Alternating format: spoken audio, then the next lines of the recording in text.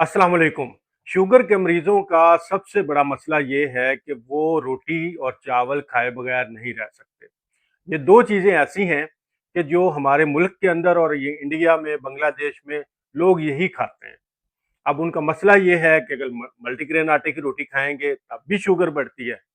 अगर वो सादा गंदम की रोटी खाते हैं, चाहे मोटी चक्की का आटा होता है तब भी शुगर बढ़ती है, बेसन मिला लेते हैं तब भी शुगर बढ़ती है।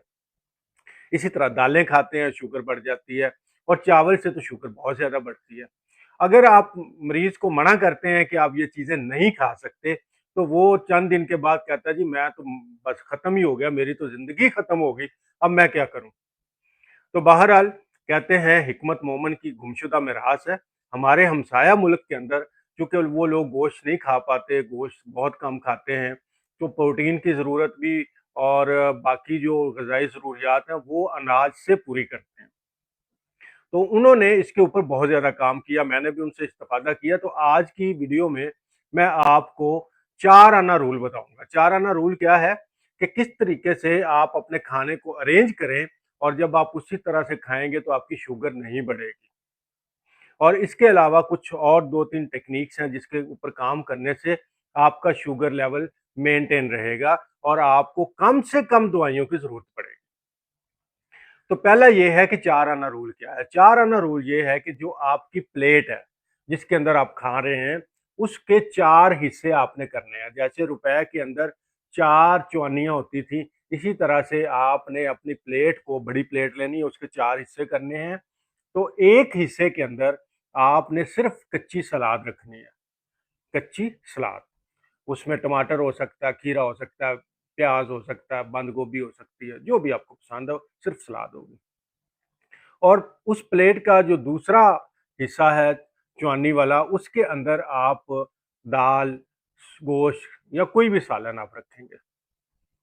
और जो तीसरा हिस्सा है, उसके अंदर भी आप सब्जी का सालन या अगर गोश्त का सालन है तो तीसरे हिस्से में सब्जी रख लें या फिर आप दाल रख सकते हैं।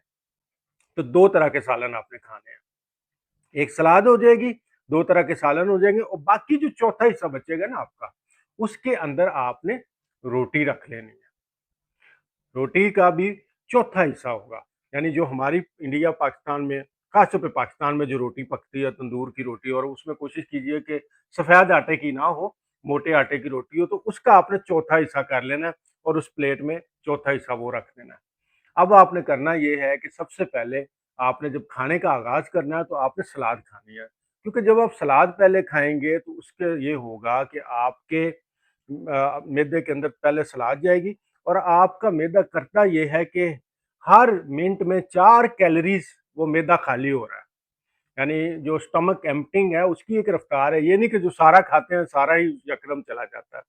तो सबसे पहले जब हम सलाद खाएँगे तो सलाद आपके मैदे से छोटी आंत में जाएगा, तो वहाँ पर जाके आंत के अंदर एक परत बना देगा, जिससे फौरी तौर पर जो पीछे दूसरे नंबर पे आपकी ग़िज़ा आ रही है, वो सब्ज़ी आ रही है या दाल आ रही है, या हम रिकमेंड यही करेंगे कि वो गोश्त हो या अंडे हों, प्रोटीन हो, तो वो जाएगी वो और उसके ऊपर एक परत बनेगी जिससे आपके ब्लड के अंदर ग्लूकोज़ लेवल जो बढ़ना है वो बड़ा स्लो हो जाएगा और एंड पे आपका जो खाना है, जो चावल है या रोटी है, वो जाएगी।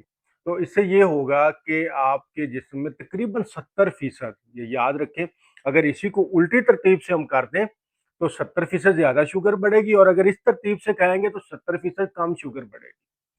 तो एक तो आपने 4 आना रूल याद रखना है, 4 हिस्से अपनी प्लेट के करने हैं और उसके अंदर कच्ची सलाद होगी, उसके अंदर सब्ज़ी का सालन या दाल का सालन, उसके अंदर गोश्त या अंडे और उसके साथ आपने रोटी या चावल रख लेनी है। तो सलाद से शुरू करना है, फिर प्रोटीन पे आना है और फिर आपने एंड पे रोटी करनी है।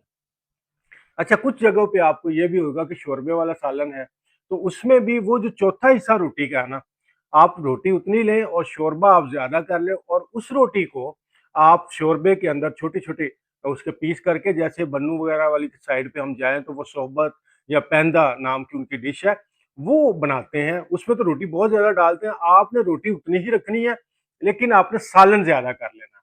तो सालन के अंदर रोटी मिक्स करें और उसे फिर आप चावल चम्मच के साथ खाएँगे तो आप देखिएगा कि आपका पेट भी भर जाएगा, हैरत अंगेज तौर पे पेट भर जाएगा। वो चूँकि रोटी नरम होती है, उससे आपके स्टमक के ऊपर बोझ भी नहीं पड़ेगा। और एक अहम बात ये है कि आपने खाना बहुत आराम से खाना है, जितने मुँह में दाँत है, उतना आपने इसको चबाना है, उतनी मर्तबा चबाना है। इससे ये है कि आपके मुँह का सलाइवा रोटी के टुकड़ों के साथ मिक्स होता चला जाएगा, तो आपको एसिडिटी नहीं होगी। ये जो सीने की जलन और ये मामलात हैं। पानी आप साथ नहीं पिएँगे, जिसकी वजह ये होती है कि आप जब हम रोटी तेज़ी से खाते हैं, तो यहाँ बैठ जाती है, फिर आप पानी पीते हैं, जिससे मैदे का तेज़ाब कमज़ोर होता है और फिर उससे मसाइल होते हैं। कब्ज़ नहीं होगी। खाना खाने से 1 घंटा पहले आप 1 गिलास पानी के अंदर 1 बड़ा चम्मच खाने वाला सेब का सिरका मिलाएँ। सेब का सिरका ये करेगा कि एक तो आपके स्टमक को बड़ा एक्टिव करता है, उसके स्टमक एसिड को बढ़ाता है, जिससे आपकी हज़म करने की कुव्वत बढ़ जाती है।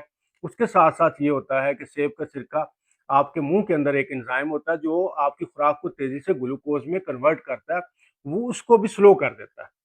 तो इससे भी शुगर लेवल कम बढ़ता है। तो खाना खाना है, आप किसी दावत पे जा रहे हैं, तो आप उससे पहले 1 चम्मच सेब का सिरका, अगर सेब का सिरका नहीं मिलता तो उसका लिए आप नींबू का रस भी ले सकते हैं।